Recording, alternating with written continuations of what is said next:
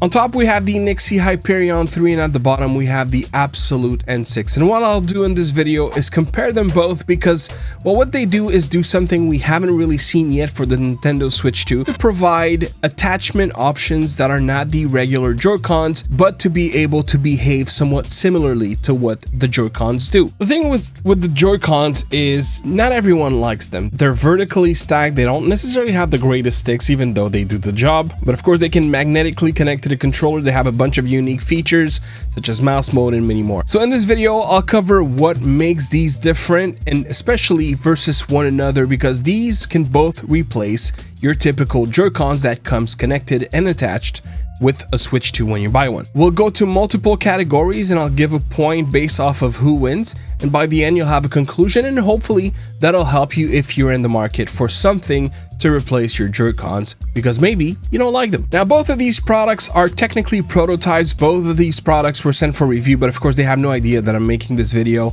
But my point is, there may be some slight changes when the actual releases do come out, and in this video I'm also not going to be doing gameplay. But if you're interested in knowing what those differences going to be, or if you're interested in seeing gameplay, I do have a video review out for the Hyperion 3 where you see gameplay and I address the changes, and same goes for the abxylute N6. You'll see gameplay and I also address the changes. So let's start with the first thing, and the scoring, which by the way, top left is going to be the points for the Hyperion 3 and top right is going to be the points for the abxylute N6. So let's start with price, and this one, the abxylute N6 will get the point. Now, I'll rate them both at their current price, which are discounted. The abxylute N6 goes for $69. This is the discounted Kickstarter price. So this price is about to go in a couple of days now once the Kickstarter campaign ends. And you know, they might sell it at $69 after the fact. They might sell it for more. Time will tell. The Hyperion 3 is listed quite expensive, something like $180. It is technically listed for, I think, $126. They have offered a coupon, GTT Clef, at checkout that gives you another 25% off, and for that reason it comes all the way down to $96. Now granted, the difference of $27 that you have between the two might be worth it. That'll be for you to decide, but at the end of the day, the abxylute N6 ultimately carries the same goal and is $27 less, so this one gets the point. When it comes to in the box, the abxylute N6 came with a Type-C female to Type-C male, which I don't even know if it's going to be part of the actual retail version. I know they sent it so that we could upgrade, or rather update the firmware on the controller. Will it be the case once they release? That's hard to tell, because this controller doesn't have any battery. And you know, this is going to come again, but it doesn't have any battery. It is connected at all times to the Switch. That's how it gets its power. Funny enough, and shout out to my friend Nelly at Gaming Repairs, she found out that if you give power to the abxylute N6 without being connected to a Switch, the connection still happens wirelessly through Bluetooth. So it can be used wirelessly, but you need to provide power at all times. So technically that cable could also serve for that.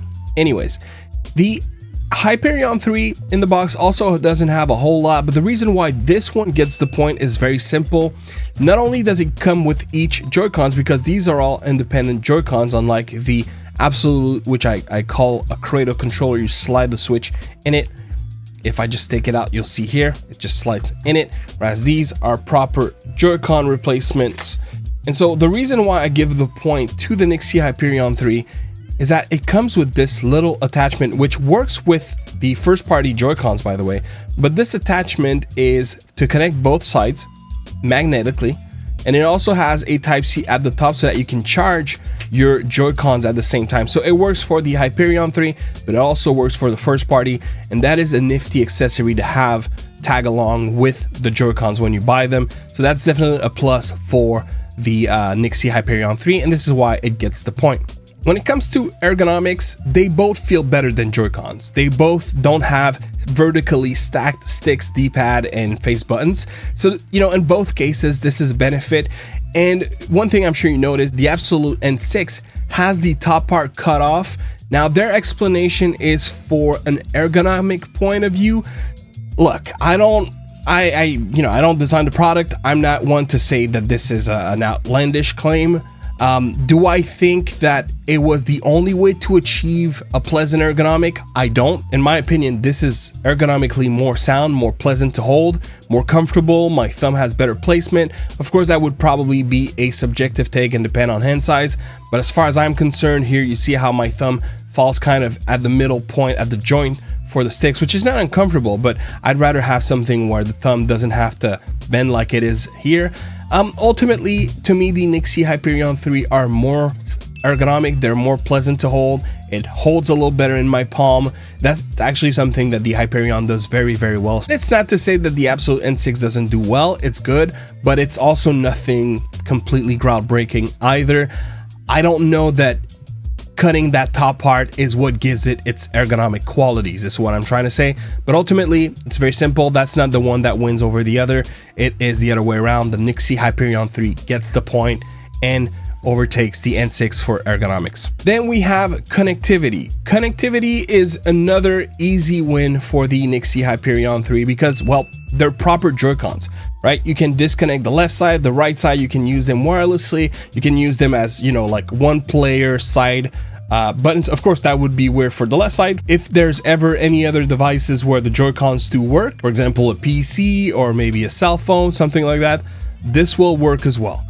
Whereas this one, I mean, arguably, yes, you could connect it to a PC and make it work like a Switch 2 Pro controller would, but the ability to do that is greatly limited by you having this cable, which again, I don't know if they're gonna put in the box, but even if they do, I kind of dislike the fact that it is an unusual type of cable, so the odds of you having it around in a pinch, if you wanted to make this a little more capable in terms of connectivity, it could, but it's going to be a challenge. And then there's also the thing that there's no batteries in there. You can use it wirelessly if you supply power, but if you don't, there's no batteries.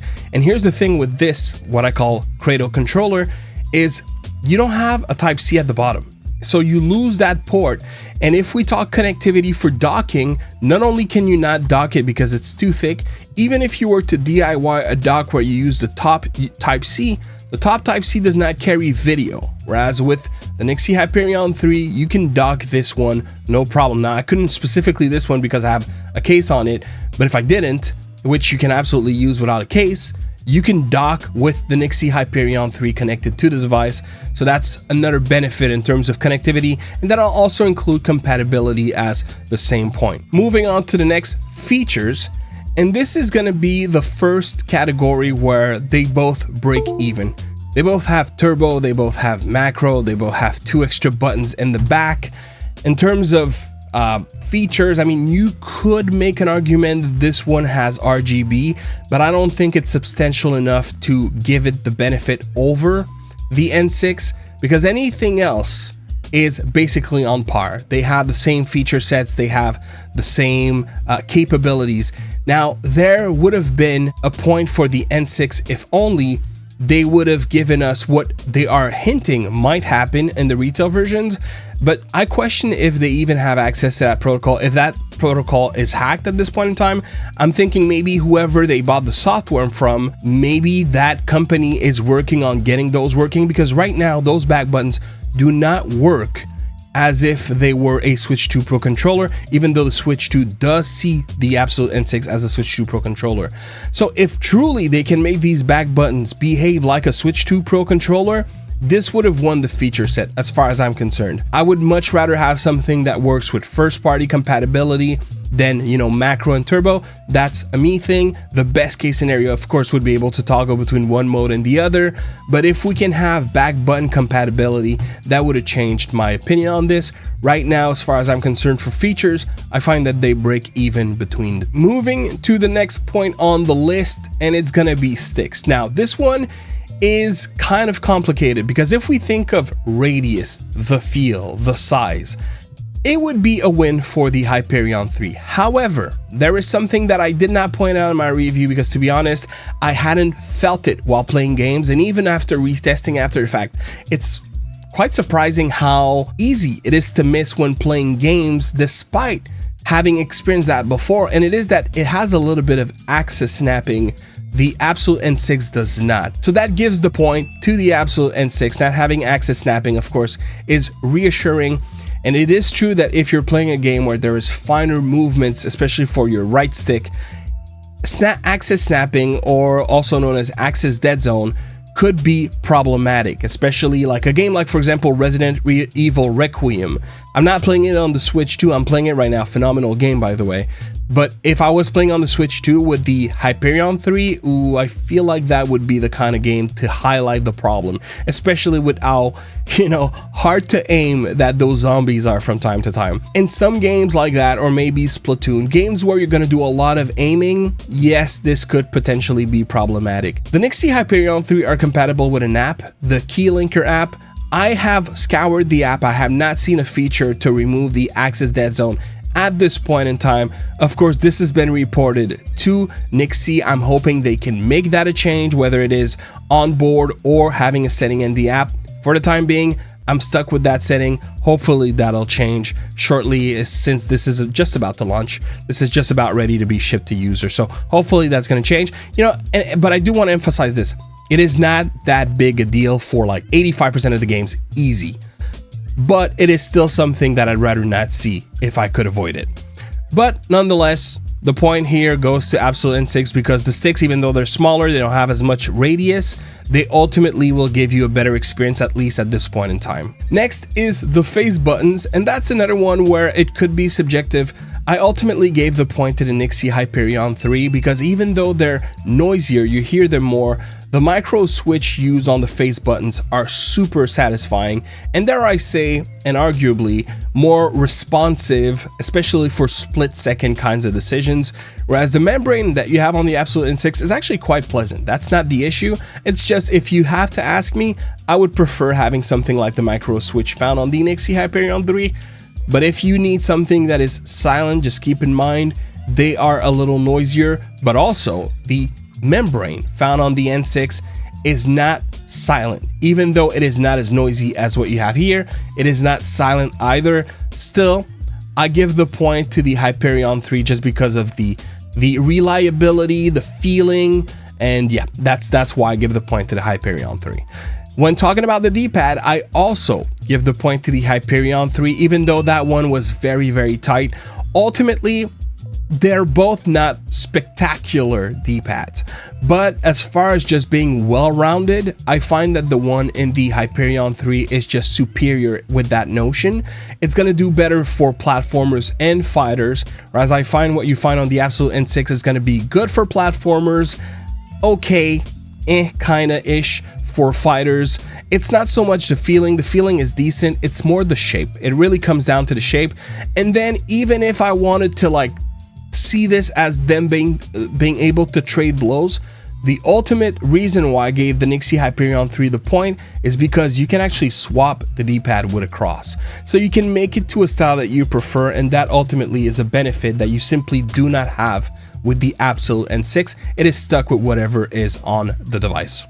The next point is noise, and that's an easy win for the abxylute N6. This is not necessarily a dead silent controller, but it is definitely superior with that notion than the Hyperion 3. The Hyperion 3 actually are Joy-Cons that you will definitely hear fairly easily, whereas the N6, it's silent, not completely, but it's silent enough that it takes an easy win over the Hyperion. Next, we have the bumpers, and that is going to be a point for the Hyperion 3.